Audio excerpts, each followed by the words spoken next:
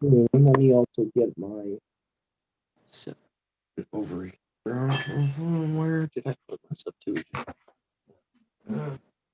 Uh,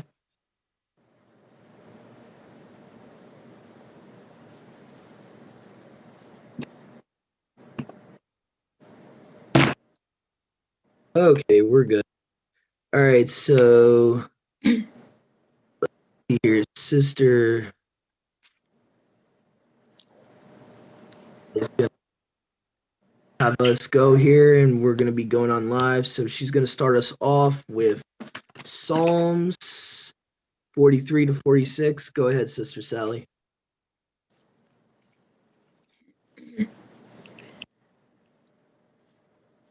Vindicate me, O Yahuwah, and plead my cause against an un-Elohimly nation. O deliver me from the deceitful and unjust man, for you are the Elohim of my strength. Why do you cast me off? Why do I go mourning because of the oppression of the enemy? O send out your light and your truth. Let them lead me. Let them bring me to your Kodesh hill and to your tabernacle. Then I will go to the altar of Yahuwah, to the Elohim of my exceeding joy. And on the harp I will praise you, O Yahuwah, my Elohim. Why are you cast down, O my soul? And why are you disquieted within me?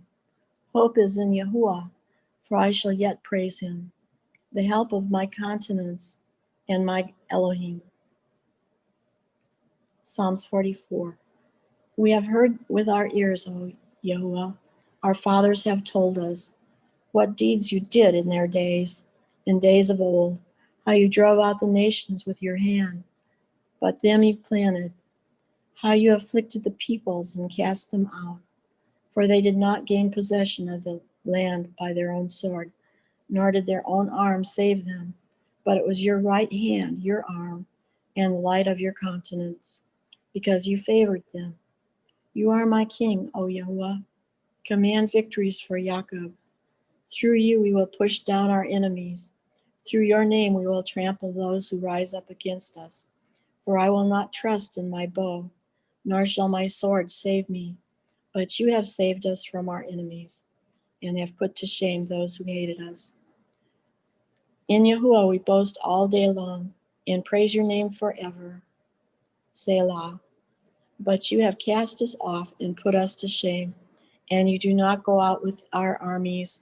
You make us turn back from the enemy, and those who hate us have taken spoil for themselves. You have given us up like sheep, intended for food, and have scattered us among the nations. You sell your people for nothing, for naught, and are not enriched by their price. You make us a reproach to our neighbors, a scorn and a derision to those all around us. You make us a byword among the nations, a shaking of the head among the peoples, and dishonor, my dishonor is continually before me, and the shame of my face has covered me, because of the voice of him who reproaches and reviles, because of the enemy and the avenger. All this has come upon us, but we have not forgotten you, nor have we dealt falsely with your covenant. Our heart has not turned back, nor have our steps departed from your way. But you have severely broken us in the place of jackals, and covered us with the shadow of death. If we had forgotten the name of our Elohim, or stretched out our hands to a foreign mighty one, would not Yahuwah search us out? For he knows the secrets of the heart. Yet for your sake we are killed all the day long. We are accounted as sheep for the slaughter. Awake! Why do you sleep, O Yahuwah? Arise, do not cast us off forever. Why do you hide your face and forget our affliction and our oppression? For our soul is bowed down to the dust. Our body clings to the ground. Arise for our help, and redeem us for your mercy's sake. My heart is overflowing with a good theme. I recite my composition concerning the king. My tongue is the pen of a ready writer. You are fairer than the sons of men. Unmerited pardon is poured upon your lips. Therefore, Yahuwah has baraked us forever, baraked you forever. Gird your sword upon your thigh, O mighty one, with your splendor and your majesty, and in your majesty ride prosperously because of truth, humility, and righteousness. And your right hand shall teach you awesome things. Your arrows are sharp in the heart of the king's enemies. The peoples fall under you. Your throne, O Yahuwah, is forever and ever. A scepter of righteousness is the scepter of your kingdom. You love righteousness and hate wickedness. Therefore, Yahuwah, Yahuwah, our Elohim, your Elohim has anointed you with the oil of gladness more than your companions. All your garments are scented with myrrh and aloes and cassia, out of the ivory palaces by which they have made you glad. King's daughters are among your honorable women. At your right hand stands the queen in gold from Ophir. Listen, O Yahuwah. Listen, O daughter. Consider and incline your ear. Forget your own people also, and your father's house. So the king will greatly desire your beauty, because he is our master. Worship him, and the daughter of Tyre will be there with a gift. The rich among the people will seek your favor. The royal daughter is all splendorous within the palace. Her clothing is woven with gold. She shall be brought to the king in robes of many colors. The virgins, her companions who follow her, shall be brought to you. With gladness and rejoicing they shall be brought. They shall enter the king's palace. Instead of your fathers shall be your sons, whom you shall make princes in all the earth. I will make your name to be remembered in all generations. Therefore the people shall praise you forever and ever. Elohim is our refuge and strength, a very present help in trouble. Therefore we will not fear, though the earth be removed, and though the mountains be carried into the midst of the sea, though its waters roar and be troubled, though the mountains shake with its swelling. There is a river whose streams shall make glad the city of Yahuwah, the city of our Elohim, the Kodesh place of the tabernacle of the Most High. Elohim is in the midst of her. She shall not be moved. Yahuwah shall help her just at the break of dawn. The nations raged and the kingdoms were moved. He uttered his voice, the earth melted. The master of hosts, the eternal of hosts, is with us. The Elohim of Jacob is our refuge. Come behold the works of the eternal, Yahuwah, who has made desolations in the earth. He makes wars cease to the end of the earth. He breaks the bow and cuts the spear in two. He burns the chariot in the fire. Be still and know that I am Yahuwah. He says, I will be exalted among the nations. I will be exalted in the earth. Yahuwah of hosts is with us. The Elohim of Jacob is our refuge. Selah.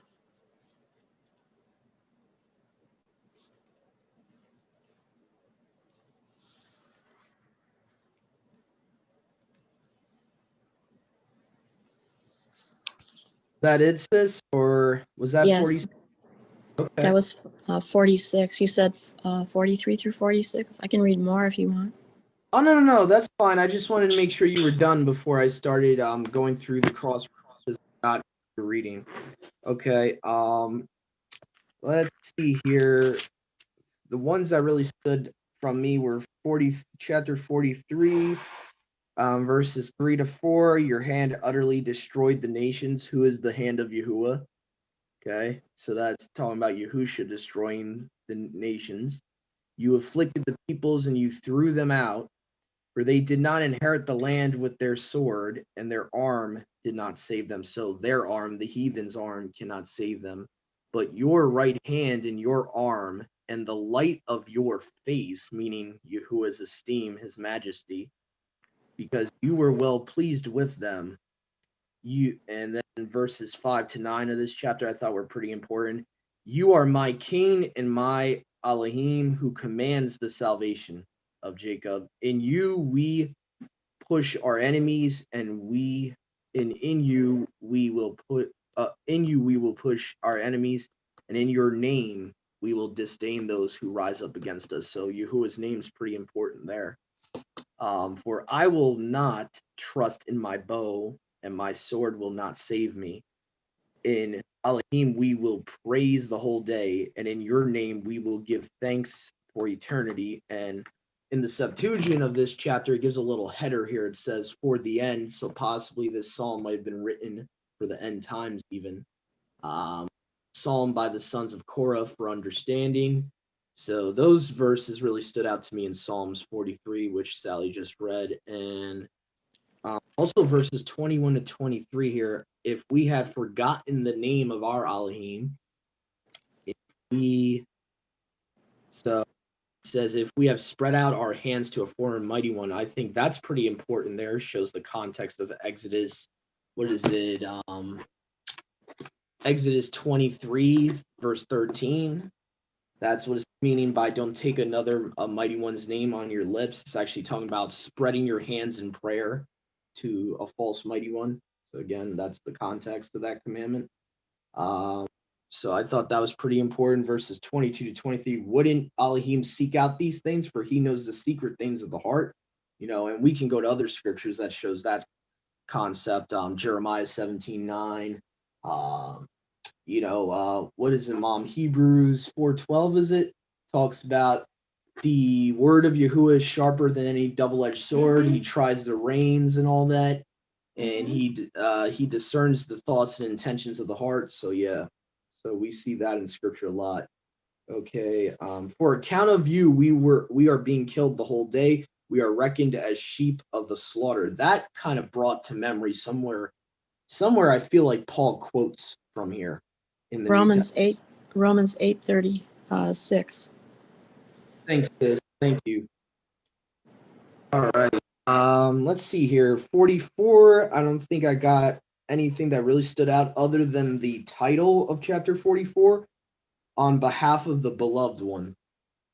And if you look at Genesis 22 in the Septuagint, instead of it saying your only son Isaac, it will say your beloved son Isaac. So Isaac was a type of Messiah. And it seems Psalms 44 is kind of foreshadowing this Messiah, with the title, A Song on Behalf of the Beloved One. Also, there's extra biblical books like the Ascension of Isaiah that literally calls Yahusha the Beloved. So I just thought that was interesting. Let me see here. Chapter 45, I thought the title of it was pretty interesting. It says, for the end, a psalm because of hidden ways, a psalm for in the name of the sons of Korah. And so we have, let's see here if there's anything really, really stood out to me here. Works of Yahuwah. The Elohim of Jacob is my helper or savior. Verse 12 was pretty important, I thought.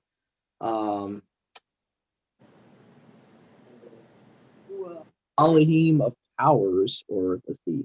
Yeah, it says, so Yahuwah of powers is with us, or angel armies in the Masoretic. Verse 40, chapter 46. For the end, a psalm in the names of the sons of Korah. And I'm trying to remember if there was anything really important that I saw here. I really liked verse 6. Elohim went up in a loud shout, Yahuwah in the voice of a trumpet. I also like verse 3 here. It says, Yahuwah Most High is to be feared. Let's see here. So, okay. And I think we have, hold on. Bobby and Kristen, Shabbat Shalom. I see you got your hand up. Go ahead. Sorry about that.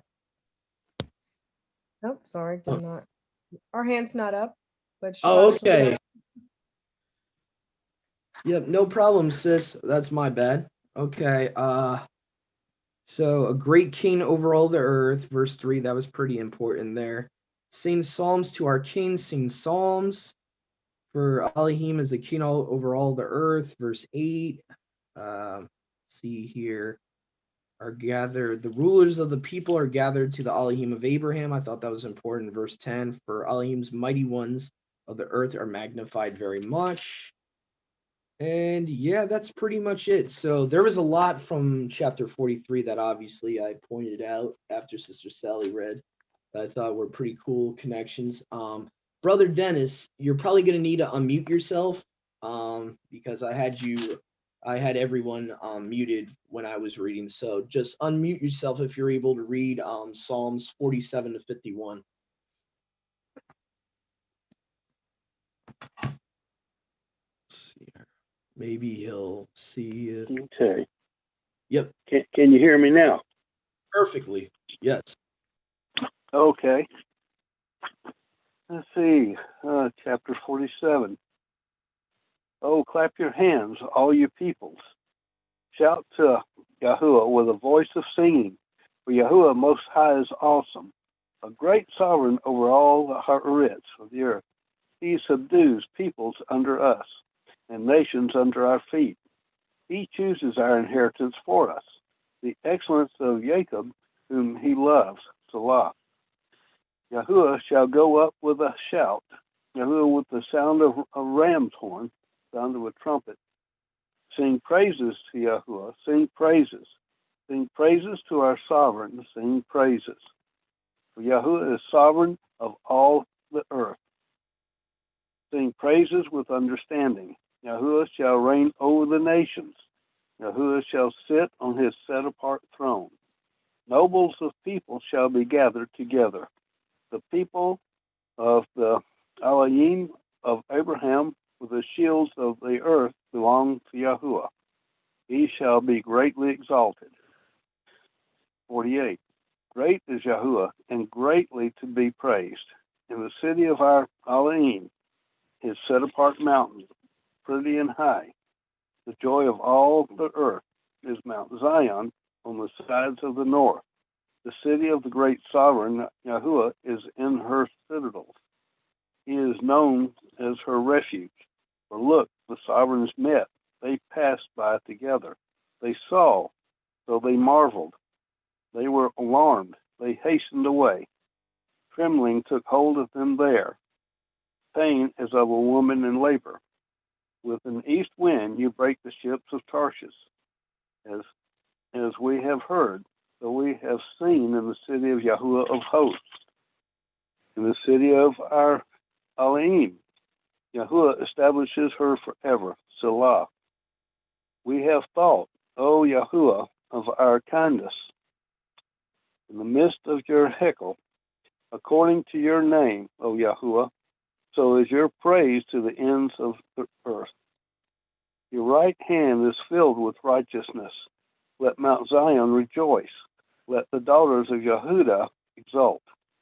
Because of your right rulings, walk about Zion and go all around her. Count her towers. Set her heart upon her rampart. Go through her citadels, so that you report it to the coming generation. For this, Yahuwah is our Elohim, forever and ever. He himself leads us, even to death. 49.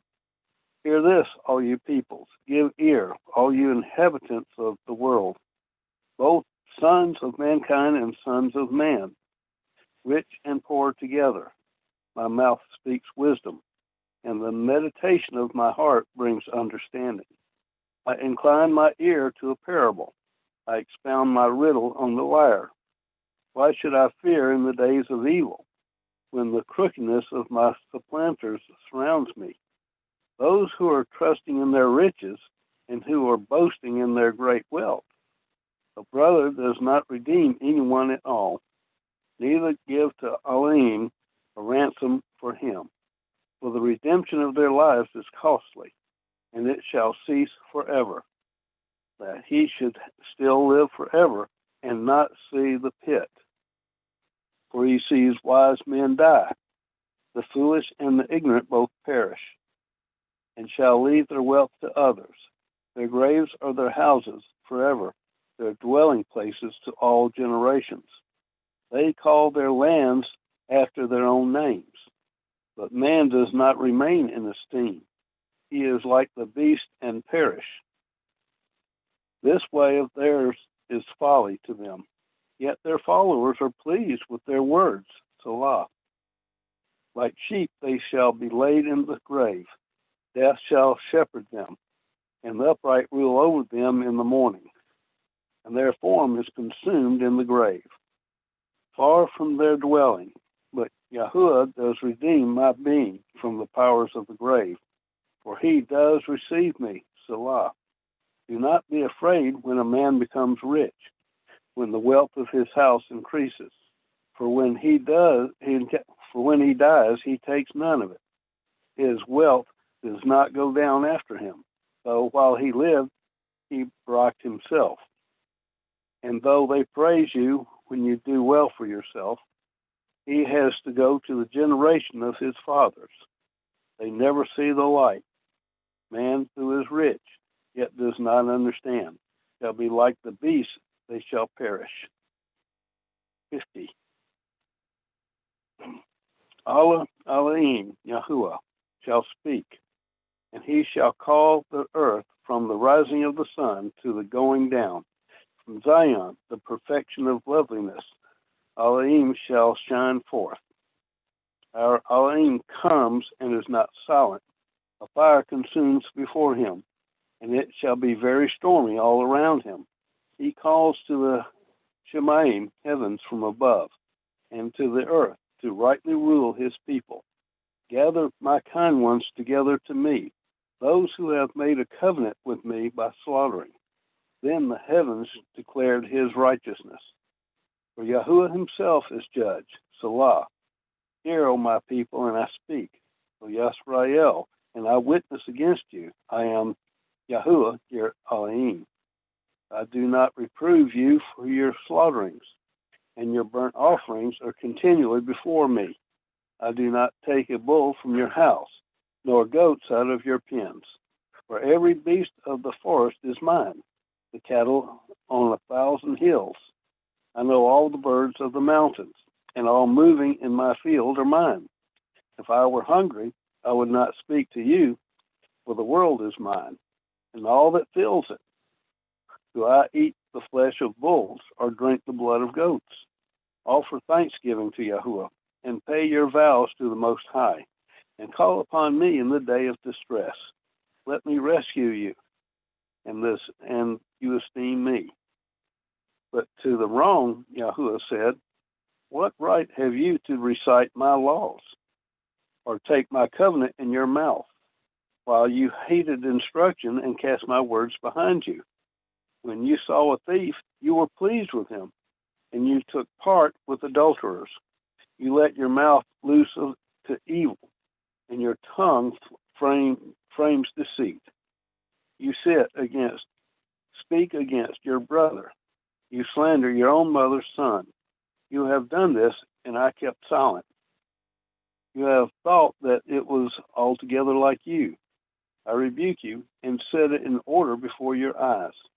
Understand this, please, you who forget Allah, lest I tear you in pieces with no one to deliver. Whoever offers praise esteems me, and to him who prepares a way, I show the deliverance of Yahuwah. 51. Show me favor, O Yahuwah, according to your kindness, according to the greatness of your compassion. Blot out my transgressions. Wash me completely from my guilt, and cleanse me from my sin. For I know my transgressions, and my sin is ever before me. Against you alone have I sinned, and done evil in your eyes, that you might be proven right in your words. Be clear when you judge. See, I was brought forth in crookedness, and in sin my mother conceived me. See, you have desired truth in the inward parts, and in the hidden part you make me know wisdom. Cleanse me with hyssop, and I am clean. Wash me, and I am whiter than snow. Let me hear joy and gladness, Let the bones of you have crushed rejoice. Hide your face from my sins, and blot out all my crookednesses. Create in me a clean heart, O Yahuwah, and renew a steadfast spirit within me. Do not cast me away from your presence, and do not take your set-apart spirit from me. Restore to me the joy of your deliverance, and uphold me, noble spirit. Let me teach transgressors your ways, so let sinners turn back to you. Deliver me from blood guilt, O Yahuwah, Elohim of my deliverance. Let my tongue sing aloud for your righteousness. O Yahuwah, open my lips, and that my mouth declare your praise. For you do not desire slaughtering, or I would give it. You do not delight in burnt offering. The slaughterings of Yahuwah are a broken spirit, a heart broken and crushed, O Yahuwah. These you do not desire. Do to your pleasure to Zion. Build the walls of Jerusalem. Then you would delight in slaughterings of righteousness, in burnt offerings and complete burnt offerings. Then young bulls would be offered to your altar. 51.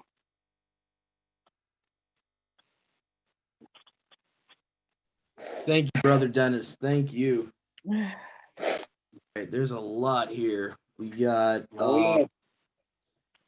let me see. Let me go back to the beginning of my notes here. Let's see, chapter 47. We got verses 6 to 7. They, after seeing it, thus marveled, and they were troubled. They were shaken. Trembling seized them there. Labor pains, as when a woman gives birth. You can find that in, I believe, the book of Jeremiah. Also, I believe this is definitely prophetic, I would say. This is definitely referring to Jacob's trouble, in my opinion. Same type of terminology, and I find it interesting for this chapter of Psalms, the Septuagint has the header on the second day of the Sabbath. So I wonder if this was during one of the feasts, like the week of unleavened bread. You would have 2 Sabbaths. So it's very possible that this could have been composed by David literally during a feast. Let's see here. Verses 11, I thought was pretty important. According to your name, O Elohim, thus also is your praise to the end of the earth. Your right hand is full of righteousness. So that's referring to Yahusha there. Your right hand is full of righteousness. Okay, and then we got verse 15. For this is our Elohim, or our Alua. I don't know if it's singular or plural there. You guys. For eternity and for eternity of eternities, meaning he is our Alua, our Elohim forever, for eternity. So that was pretty important there. Chapter 48, verse 3, both, though this is very interesting. I don't know if you can see this in the Masoretic text, but it actually says, but those who are earthborn and the sons of humans. So the sons of humans are not being referred to as the earthborn here. I wonder who that's referring to. Rich and poor together. And according to the Hebrew, even the Masoretic Hebrew of the word Nephilim, and one of the definitions, if you look at the root of it, can be the earthborn. So I'm just saying. I find that pretty interesting that David is separating the earthborn from sons of humans or sons of mankind. So I find that interesting. Rich and poor together. Then verse 6 here. Why do I fear in the bad day? The lawlessness at my heel will surround me. Wow, that kind of just brought me back to Genesis 3 there. Okay, so Genesis 3 talks about, who's going to be coming at the seed of the woman's heel? Satan, So I thought that was pretty interesting, and maybe David's prophetically, being inspired by Yahuwah's Ruach, writing this here, talking about lawlessness is at my heel and surrounds me. How Yahusha prophetically talks about bulls of Bashan surround me. not necessarily, he might have not been talking about literal bulls possibly. Let's see here. Verse 6. Okay, I already read that. Okay, verse 11.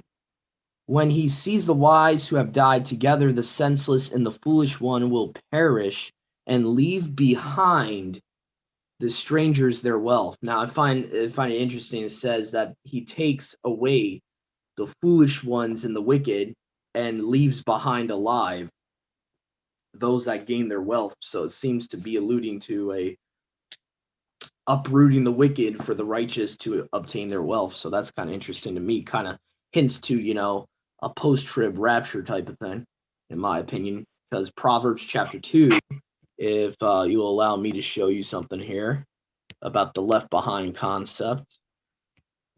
All right. Proverbs, and I think it's chapter 2:21. Okay, chapter 2:21. For the upright shall dwell in the earth, and the set apart shall be left behind in it. And then you also have Psalms 37:29. But the righteous shall inherit the earth and dwell upon it forever.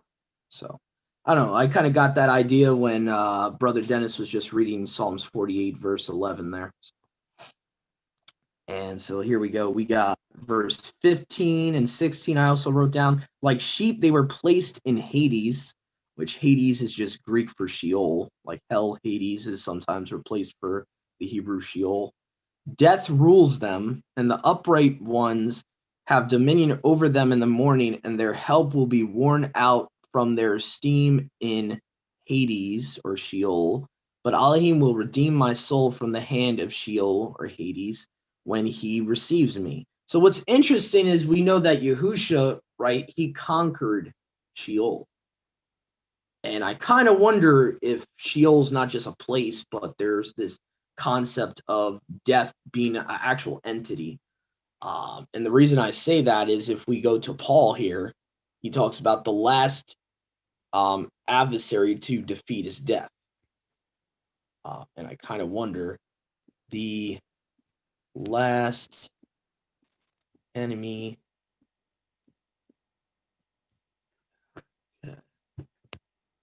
All right, 1 Corinthians 15:26. And I kind of always wondered, is this like a person? Because we see sometimes in the book of Psalms, even like we're just reading here, where it looks like it could be a person. The hand of death had its grasp on me until Yahuwah, saved me from the grasp of death for Hades. It's very interesting. Let's see here. So 1 Corinthians 15:26. The last enemy to be destroyed is death. And then it says in verse 27, for he has put everything under his feet. But when it says he has put everything, it is clear that this does not include the one who put everything in subjection to himself. Very interesting. So that's it for 15 to 16 there. Okay. Let's see. I had, let's see here. Chapter 49, verse 1, I thought was interesting. Mighty one of mighty ones, Yahuwah spoke. So Yahuwah being called the mighty one of mighty ones, which you can find multiple times in scripture, I believe in Deuteronomy also, if I'm not mistaken. Okay, so let's see here. That's interesting. Okay, yeah, they have it a little bit off with the order in the Brentons. Okay, actually, it is chapter 50 in the Masoretic. Okay, a psalm for Asaph, the mighty one of mighty ones, Yahuwah has spoken, called the earth from the rising of the sun to the going down thereof. So I thought it was just interesting, the phrase mighty one of mighty ones, which is found elsewhere. So anyway, if anyone knows of the other cross references, I don't have them written down, but you can find them in multiple places where Yahuwah is called the Elohim of Elohim, or the mighty one of mighty ones. So I thought that was pretty interesting. Let's see here. verse 3, Elohim will come visibly, our Elohim, and he will not keep silent. Okay, and then he will call the heavens above and the earth to judge his people, the two witnesses that he mentions in Deuteronomy when he says, I call heaven and earth to witness against you.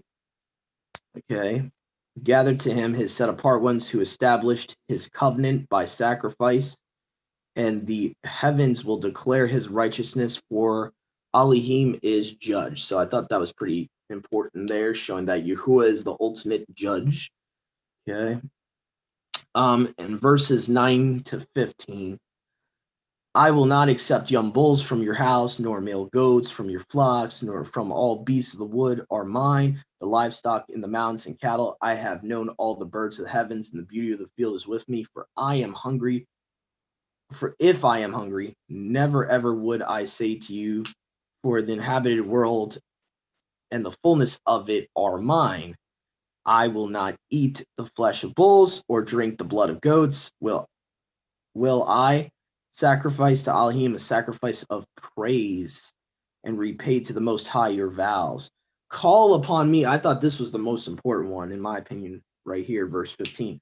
Call upon me in the day of tribulation, and I will deliver you, and you will esteem me. You will magnify me. So I thought that was pretty important, calling upon him in the day of tribulation, which, it's going to happen in the near future, I think. So that is pretty important. That shows that we need to be trusting in Yahuwah, trusting in Yahusha in the day of the great tribulation.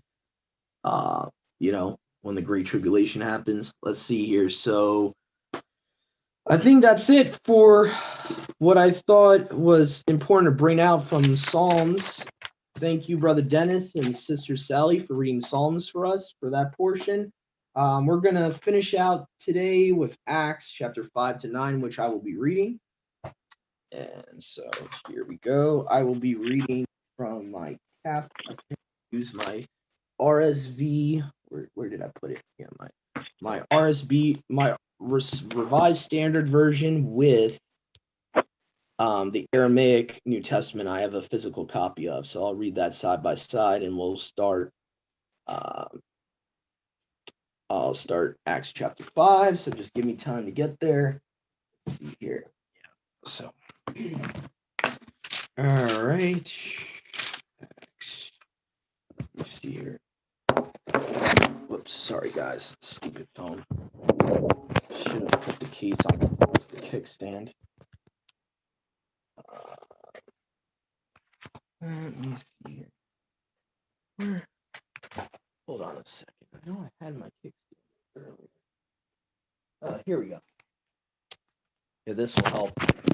Yeah, since this has a kickstand. Here we go. All right. Okay. All right. So just bear with me, everyone. I'm gonna get there as quickly as possible. Acts.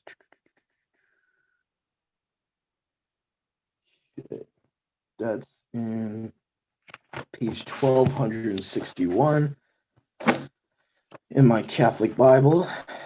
Okay. There we go. So Acts 5.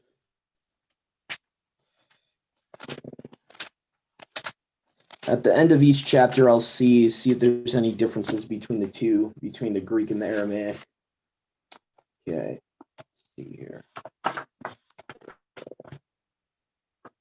133, so page 133 in this. Okay, and so the Aramaic one I'm reading from, just for those that have not seen this before, is the Aramaic Bible in Plain English, done by Reverend David Boucher.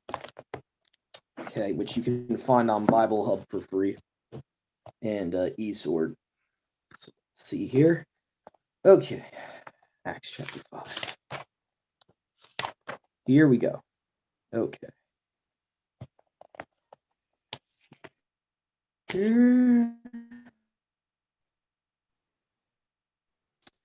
One man who named Wanan Kananya with his wife, whose name was Shira,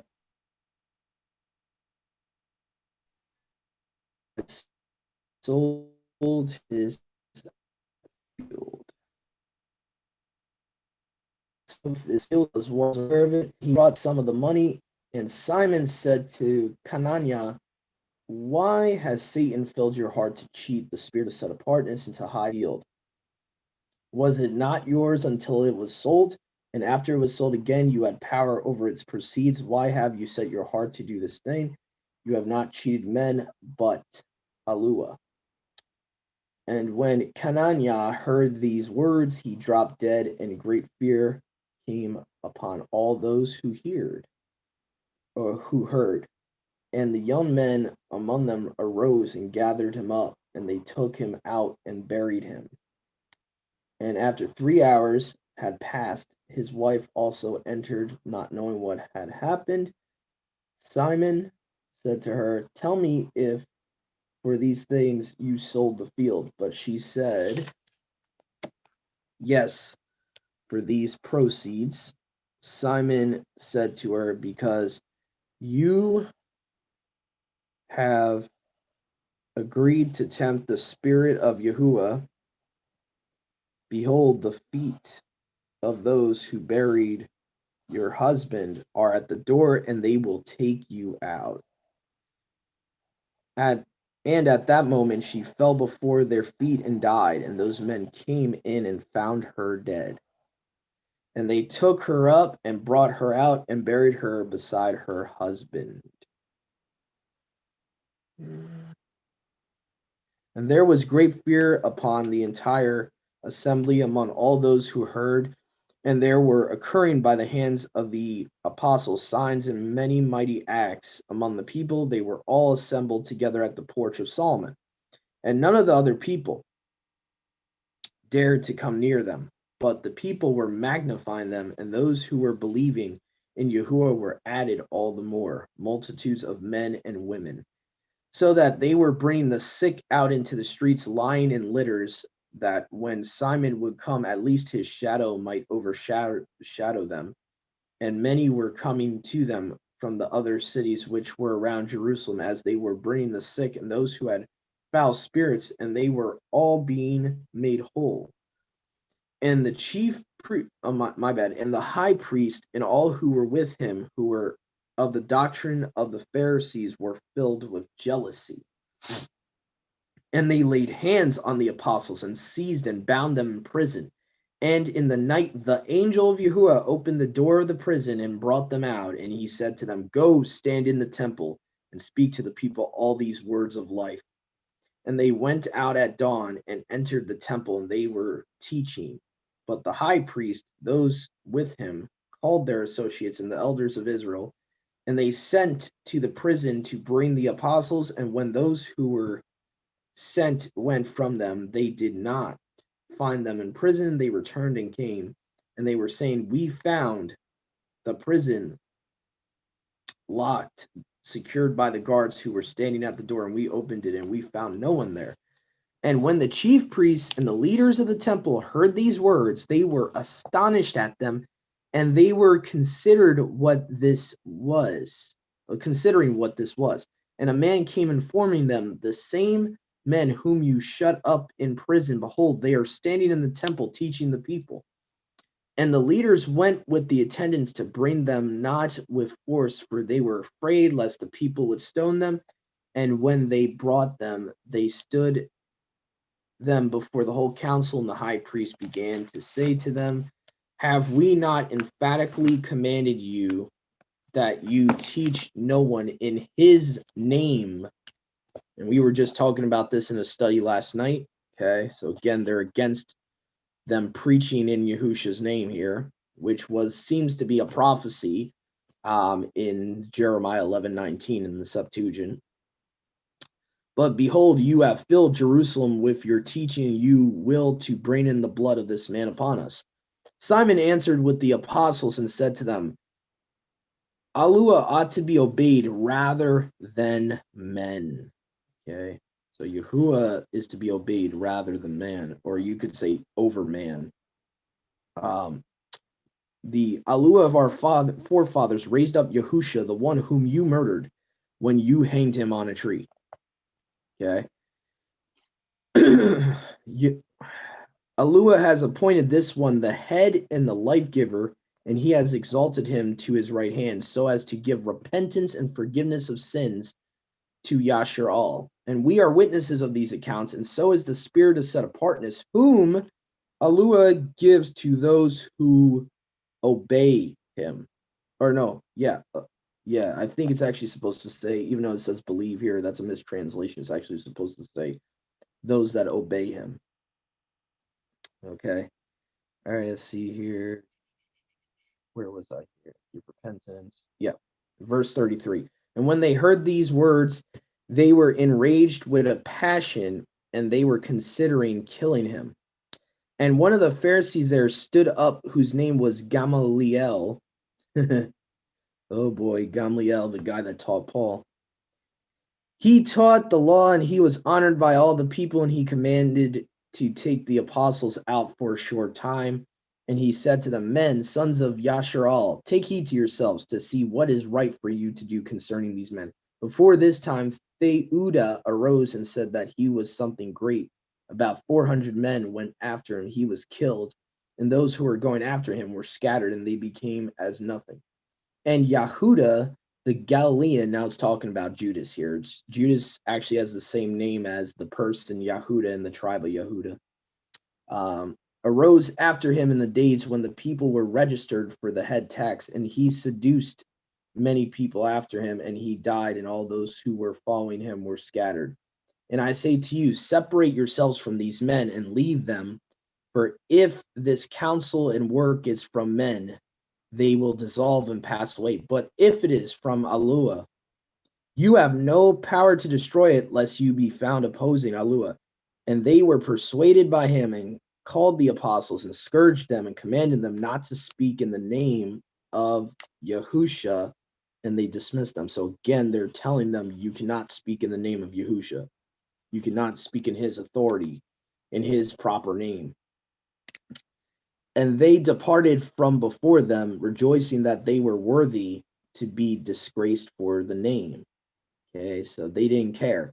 They actually rejoiced that these guys hated the fact that they're preaching in Yahusha's name.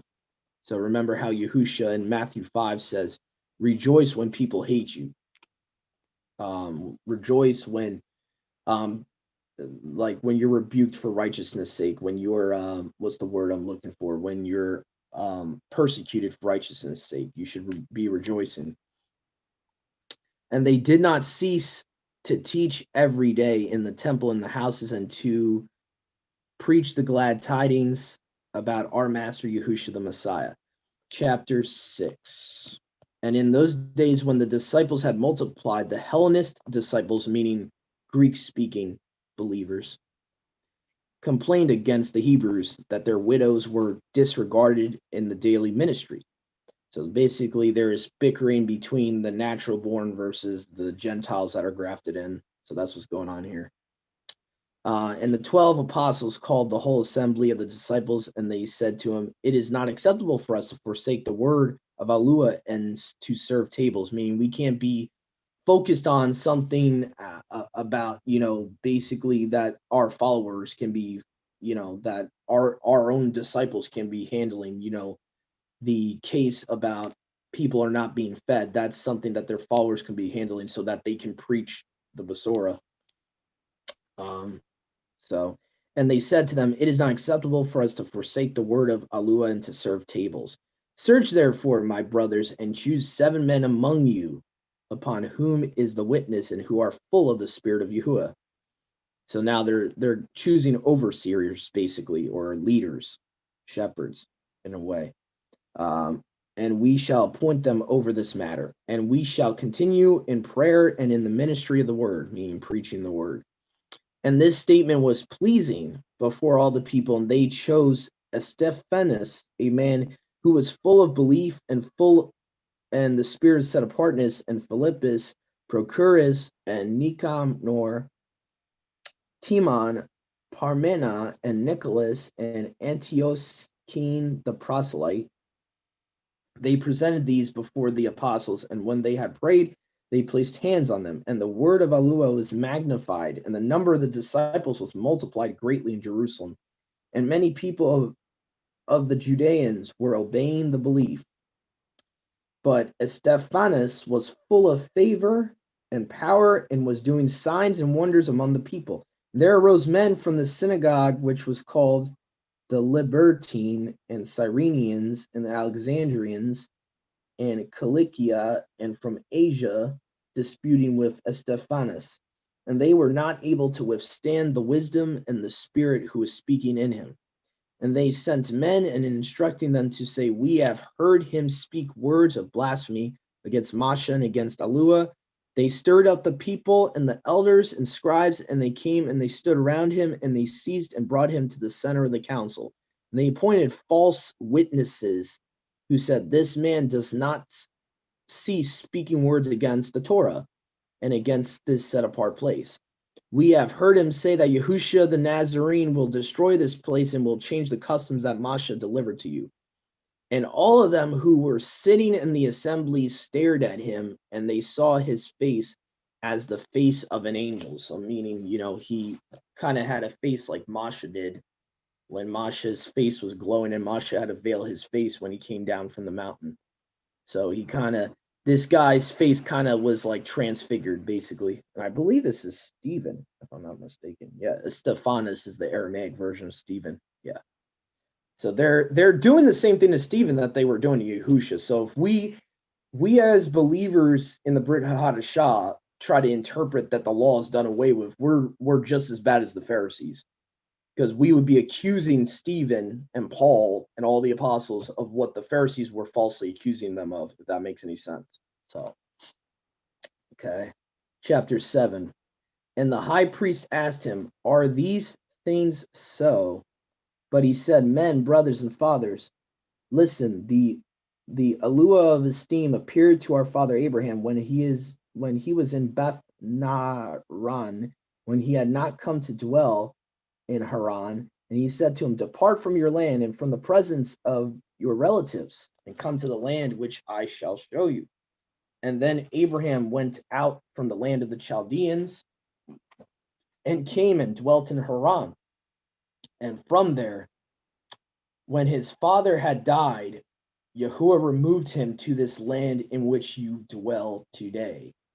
He gave him no inheritance in it, not even a footprint. He promised to give it to him to inherit it for himself and for his seed when he had no son.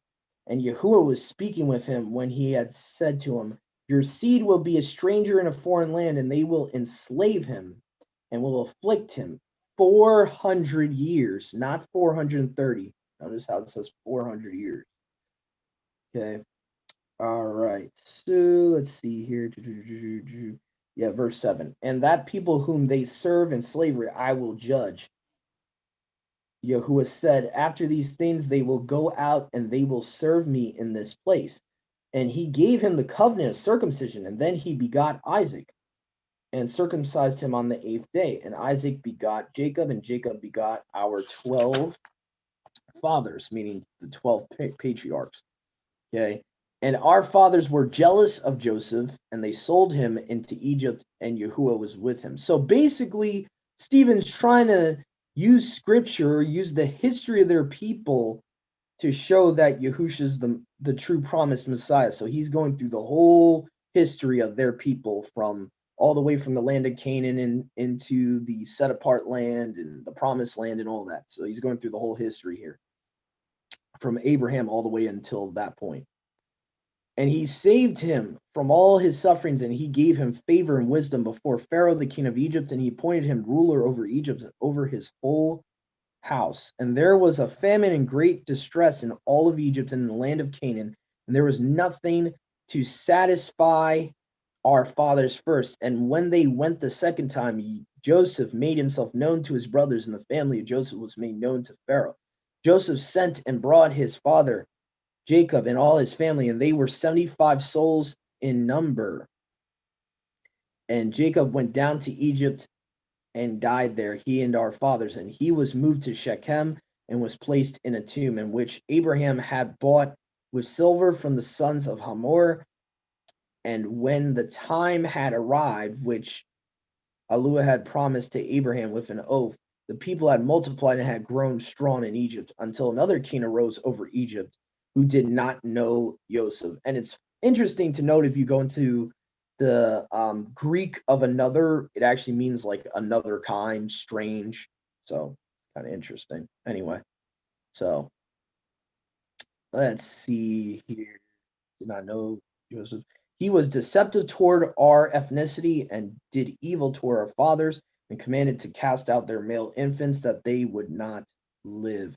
At that time, Masha was born and was dear to Alua and was raised 3 months in his father's house. And when he was cast out by his mother, the daughter of Pharaoh found him, and she raised him as her son. And Masha was instructed in all the wisdom of the Egyptians and was prepared in his words and in his deeds also. When he was 40 years old, it came upon his heart to visit his brothers and the children of Yasharal, and he saw one of the sons of his tribes being compelled by violence, and he avenged him and executed justice for him and killed the Egyptian who had wronged him. And he trusted that his brethren, the sons of Yasharal, would have understood that Alua would give them salvation by his hand, and they did not understand. And the next day he appeared to them, and when they contended with one another, and he appealed to them, to be reconciled, when he said, Men, brothers, why are you doing wrong to one another? But he who was doing wrong to his fellow thrust him away from him and said to him, Who appointed you ruler and judge over us? Do you want to kill me as you killed the Egyptian yesterday? And Masha fled at this saying, and he became a nomad in the land of Midian, and he had 2 sons. And when 40 years were fulfilled to him, the angel of Yahuwah appeared to him in the wilderness of Mount Sinai in the fire, which burned in a bush. And when Masha saw it, he marveled at the vision. And when he approached the sea, Yahuwah said to him in a voice, I am the living Alua, the Elohim of your fathers, the Elohim of Abraham, the Elohim of Isaac, and the Elohim of Jacob. And Masha was trembling. He did not dare to gaze at the vision.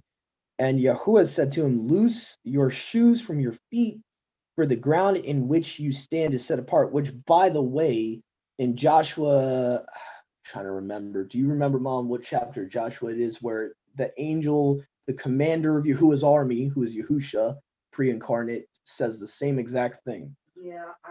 I think it's Joshua chapter 5, possibly. While my mom finds that, I'm going to continue. The Elohim to do. Loose your shoes from your feet, for the ground you stand is set apart. I have looked and have. Verse 15, chapter 5. The commander of the Lord's army replied, Take off your sandals, for the place where you are standing is holy. And Joshua did so. Okay. Thanks, Mom. What scripture was that? That was Joshua chapter 5, verse 15. Oh, okay, thank you. Yeah, and just to note, in the Septuagint, it doesn't just say commander, it says chief commander. So just thought I would put there even more specific.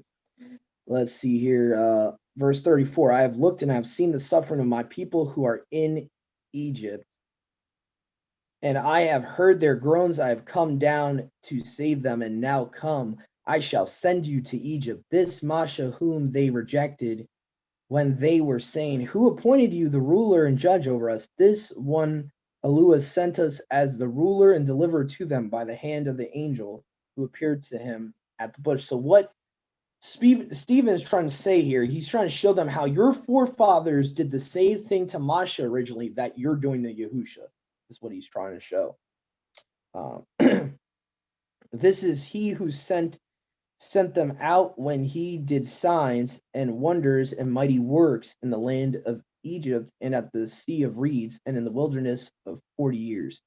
This is Masha who said to the children of Yasharal, Yahuwah Elohim, or Yahuwah Alua, shall appoint you a prophet like me from your brothers. You shall listen to him.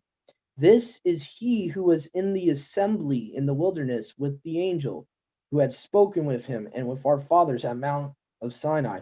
He was receiving the living words which he would give to us.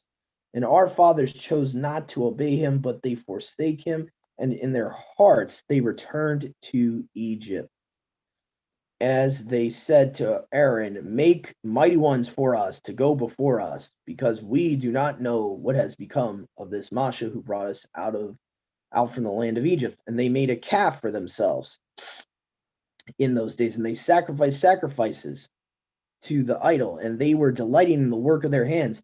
And Alua turned and handed them over to become worshippers of the armies of heaven, which actually in the Septuagint you can find in the book of Jeremiah. Whereas instead of Queen of Heaven, it says they bake cakes to the host of heaven. So that's probably why the Greek and Aramaic New Testament says the host of heaven, referring to the angels. Just as it is written in the scriptures of the prophets, why have you brought animals or sacrifices to me for 40 years in the wilderness, sons of Yasharal? But you carry the tabernacle of Milcom, the star of your mighty one, Rephan, or, it would be Molech, I think in the Greek, okay, which images you have made to worship, I shall remove you farther from Babel.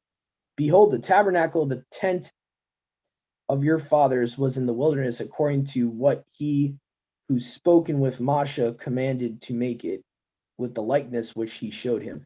And our fathers brought the same tabernacle and carried it with Yahusha to the land that Alua had given them as an inheritance from the nations which he had driven out from before them, and it was carried until the days of David. He who found affection before him, who is Alua, and he requested to find a tabernacle for the Alua of Jacob. But Solomon built a house for him, and the exalted one does not dwell in the product of hands, as the prophet says. Heaven is my throne. So the context here is not that we are the temple. The context is that his temple is in heaven. Heaven is my throne, and the earth is my footstool, which is under my feet. Where is the house that you will build for me, says Yahuwah, or where is the place of my rest? Behold, has not my hand made all these things? Again, the hand of Yahuwah, Yahusha. O stiff-necks, who are uncircumcised in their hearts and in their hearing, you always are opposing the spirit of set-apartness, as your fathers did, so you do. Which of the prophets have not your fathers persecuted and murdered, who before had searched out concerning the coming of the righteous one, him whom you have betrayed and killed? You have received the law by the visitation of angels and have not kept it. And when they heard these things, they were filled with rage in their souls, and they were gnashing on him with their teeth. And he, being filled with belief in the spirit of set-apartness, gazed into heaven, and he saw the esteem of Alua and Yahusha as he stood at the right side of Alua. And he said, behold, I see the heavens opening, and the Son of Man, standing at the right hand of Alua. And they yelled with a loud voice and stopped up their ears, and they all rushed upon him, and they seized and brought him outside the city, and they were stoning him. And all those who testified against him placed their robes at the feet of a young man, one who is called Shaul. And they were stoning Stephen as he prayed and said, our master Yahusha, accept my spirit. So now Stephen's looking up, praying to Yahusha, seeing Yahusha in heaven at the right hand of Yahuwah. And he's actually saying to Yahusha, receive my spirit, which is kind of interesting because Ecclesiastes says that Yahuwah is the one that we commit our spirit to when we die. So I find that kind of interesting. And when he knelt down, he cried out in a loud voice and said, our master, do not let this sin stand against them. When he had said this, he fell asleep. So now we're going to go in chapter 8 with Shaul approving of the stoning. And this, mind you, this is before he becomes an apostle. This is when he was still a Pharisee in Acts chapter 8. But Shaul was consenting and participating in this murder. And in that day there was great persecution toward the assembly, which was in Jerusalem, and they were all scattered into villages of Judea and among the Samaritans, except for the apostles. And the believing men gathered up and buried Stephen, and they were grieved over him greatly. But Shaul was persecuting the assembly of Yahuwah, and he was entering houses and dragging men and women, delivering them to prison. Those who were scattered were traveling and preaching the word of Yahuwah. But Philip went down to the city of the Samaritans, and he was preaching to them about the Messiah. And as they were listening to his message, the people who were listening were persuaded by all that he had said, for they saw the signs that he did. For many who had been seized by foul spirits were screaming with a loud voice, and they were coming out from them, and others who were paralytic and crippled were made whole. And there was great joy in that city. But there was a man there whose name was Simon. By his sorcery, he deceived people of the Samaritans, and he was magnifying himself and saying, I am the great Elohim. And they were all praying to him, noble and common. And they were saying, this is the great power of Alua. See, this to me, this kind of parallels Revelations a little bit with the beast. I mean, that's what he's going to probably do. He's gonna claim to be Yahuwah. And they were all persuaded by him, because many times he had astonished them by his sorceries. So just remember too, guys, miracles can come from the other side too. Just remember that too. You know, their sorcery is real. So a lot of people can get deceived by sorcery. When they believed Philippus, who was proclaiming, and Philippus is like Aramaic for Philip, who was proclaiming the kingdom of Alua in the name of our master Yahushua the Messiah, they were being immersed, men and women. Simon also believed and was immersed and was joining to Philip. When he saw the signs and great miracles that were done by his hand, he marveled and was astonished. And when the apostles of Jerusalem heard that the people of the Samaritans had received the word of Alua, they sent Simon Kapha and Yohanan, John, to them. And they went down and prayed over them, that they would receive the spirit of set apartness, for he was upon none of them yet. Notice how the spirit of set apartness is a he, not a she. Okay. And when Simon saw that by laying of the hands of the apostles the spirit of set apartness was given, he brought silver to them. So now he's trying to buy the set apart spirit.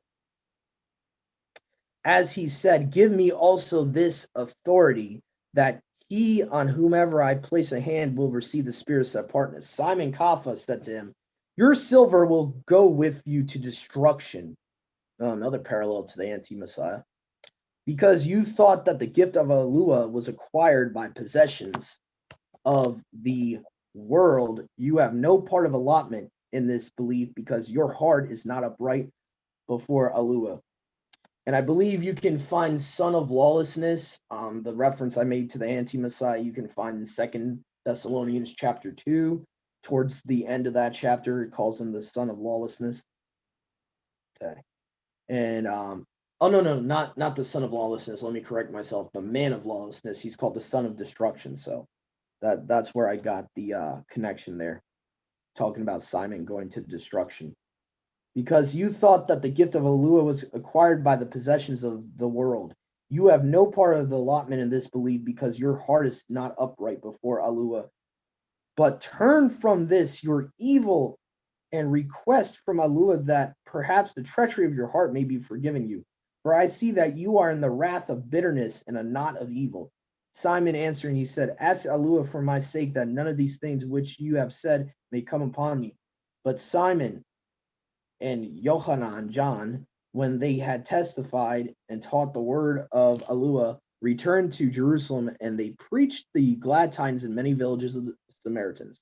And the angel of Yahuwah spoke with Philip, and he said to him, arise, go to the south by the desert road that goes down from Jerusalem to Gaza. And he arose to go and met at a certain eunuch who had come from Cush, an official of Kandike, the queen of the Cushites, and he was authorized over all her treasury and had come to worship in Jerusalem.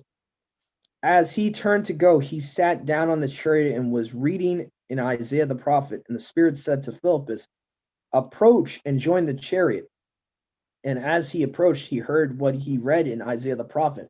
He said to him, do you understand what you are reading? And he said, how can I understand unless a man will instruct me? And he asked Philip to come up and sit with him. But the section of the scripture he read had this in, he was led as a lamb for sacrifice, and as a ewe for his shearer is silent. Also, in this way, he opened not his mouth. And I believe you can find that in Isaiah 53, if I'm not mistaken. I could be wrong, but I think it's somewhere in Isaiah, definitely, where it talks about he would be dumb before its shearers, and he would be a lamb led to the slaughter. He was led in his humility from imprisonment and from judgment. And who will narrate his time, for his life is taken from the earth. And I think someone's trying to help me out here. Isaiah 54. Thank you, Brother Jeff and Sister Zakiah. Thank you. And the eunuch said to Philip, I beg of you, about whom did the prophet say this? About himself or about another man? So this eunuch, who's probably, I would not say a Hebrew born, it seems like he's a natural born Gentile, is just, he's confused. He doesn't know who is the Messiah, who's the one being referred to in verse 34 here. And Philip opened his mouth and began from this scripture to preach about our master Yahusha to him.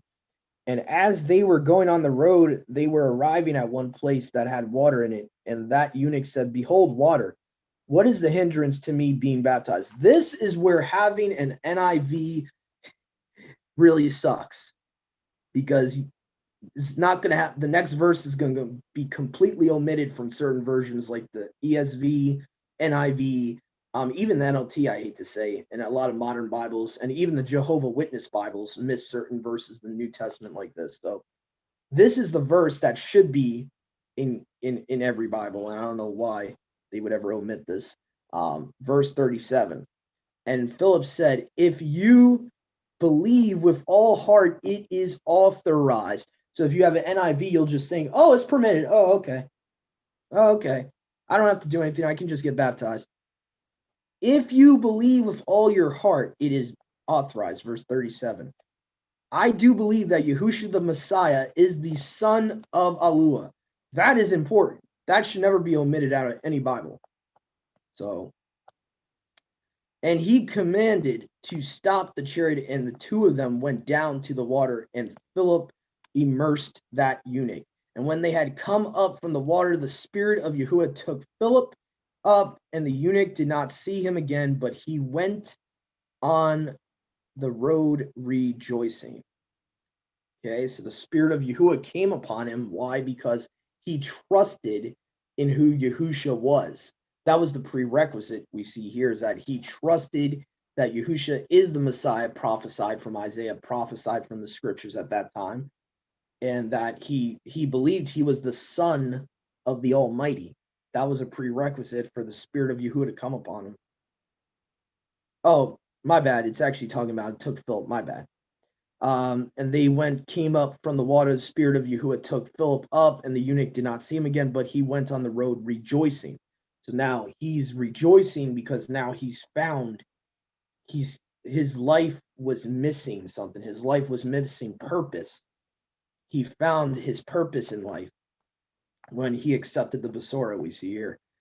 Verse 40, but Philip was found in Azotus, and from there he was traveling and preaching in all cities until he came to Caesarea. All right. So that is one of my favorite chapters there. We just read Acts chapter 8. We see Paul persecuting the assembly, and he's encouraging and taking part in the death of Stephen. Okay. So chapter 9 of Acts. But Shaul was full of menace. So, he had an evil spirit in him, and the fury of murder against the disciples of our master. And he requested a letter for himself from the high priest, and to give it for Damascus, for the synagogues, that if he were to find those falling in this way, men or women, he may bind and bring them to Jerusalem.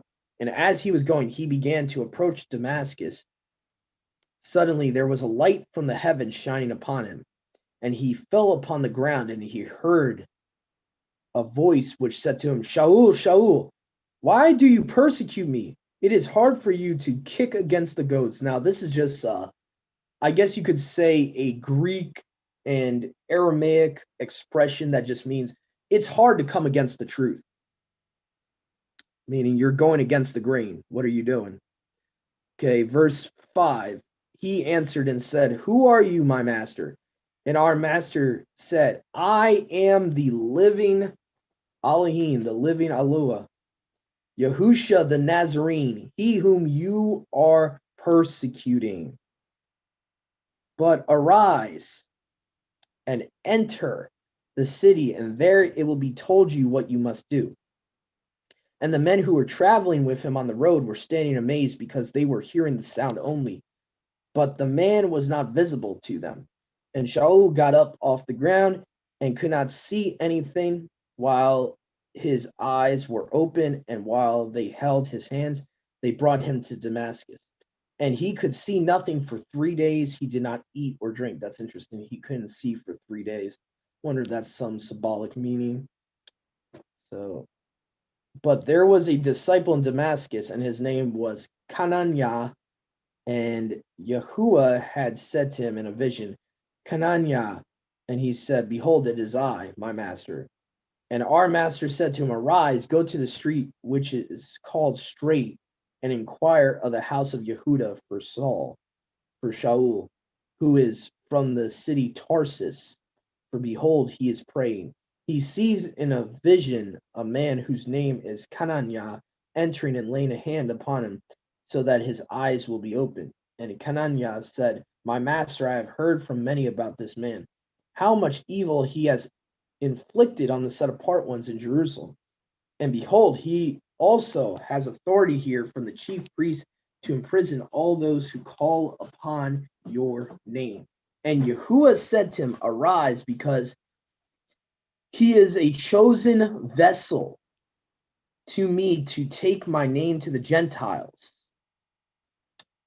and kings and among the children of Yasharal, for I shall show him how much he is going to suffer for my name. Then Kananiah went to the house to him and laid a hand upon him and said to him, Shaul, my brother, our master Yahusha, who appeared to you on the road when you came, has sent me so that your eyes would be open and you would be filled with the spirit of set apartness. And immediately some things that were like scales fell from his eyes, and his eyes were opened, and he arose and he was immersed. And he received food and was strengthened, and he was with those disciples who were in Damascus for some days. And within an hour he was preaching in the synagogue of the Judeans about Yahusha, that he is the son of Alua. And all those who heard him were astounded, and they were saying, Was this not he who was persecuting all those who are calling on his name in Jerusalem? And he was even sent here to bind them, to convey them to the chief priest. But Shaul strengthened even more and was agitating those Judeans who were dwelling in Damascus, as he was showing that this one is the Messiah. And as the days progressed, the Judeans produced a plot against him to kill him. But the plot was shown to Shaul what they were seeking to do to him, and they were watching the gates in the city day and night, and that they might kill him. Then the disciples put him in a basket and let him down the wall by night, and he went on to Jerusalem, and he wanted to join the disciples, and they were all afraid of him, and they did not believe that he was a disciple. But Barnabas took him and brought him to the apostles, and he related to them just how he had seen Yahuwah on the road. So now, before it said Yahusha appeared to him, now it says Yahuwah. Interesting. On the road, and that he had spoken with him on the road, and how in Damascus he had spoken openly in the name of Yahusha, and he was entering and exciting with them in Jerusalem, and he was speaking in the name of Yahusha openly and disputing with the Judeans who knew Greek, but they were seeking to kill him. And when the brethren knew, they brought him by night to Caesarea, and from there they sent him to Tarsus. However, the assembly that was in all Judea and in Galilee and in Samaria had peace, and it was built up and was proceeding in the worship of Alua, and was growing in the comfort of the spirit of set apartness. And it happened that when Simon was traveling among the cities, he came down also to the set apart ones who dwelt in the city Lud, And he found one man whose name was Annas, who was lying in bed and had been paralyzed for 8 years. And Simon said to him, Annas, Yahusha the Messiah is making you whole. Stand and make your bed. And at that moment he got up. And all those who dwelt in Lud and in Sarona saw, and they were converted to Alua. There was a female disciple in the city of Joppa, whose name was Tabitha. She was rich in good works, and in the city which she was doing, but she was sick in those days, and she died. They washed her and placed her in an upper room, and the disciples heard that Simon was in Lud, that the city which is beside Joppa, and they sent 2 men to request of him, do not neglect to come with them.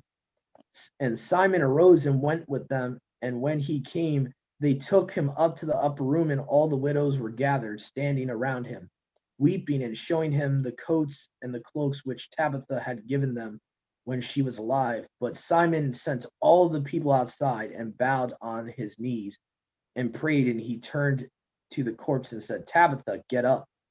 But she opened her eyes, and when she saw Simon, she sat up, and he reached his hand toward her and raised her up.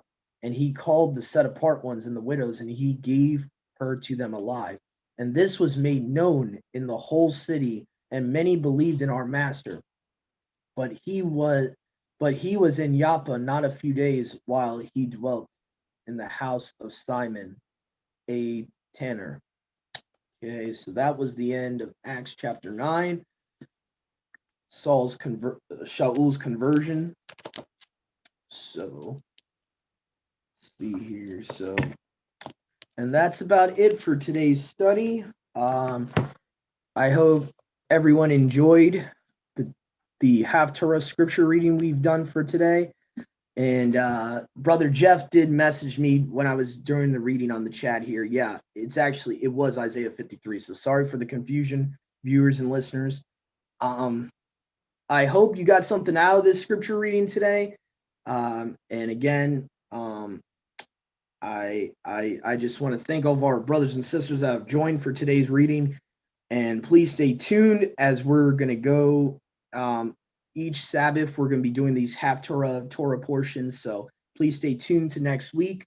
And please stay tuned. We will be doing day by day, weekly, chapter by chapter readings of the Torah. We're going to be continuing that. I'll be continuing that very soon. Yahuwah willing, this week, going where we left off. Leviticus 22 last week, so I'm going to be reading Leviticus 23, Yahuwah willing, this upcoming Monday. So please stay tuned, everyone. Thank you for listening in and viewing, and all of our brothers and sisters out there, have a great rest of your Sabbath. Shalom.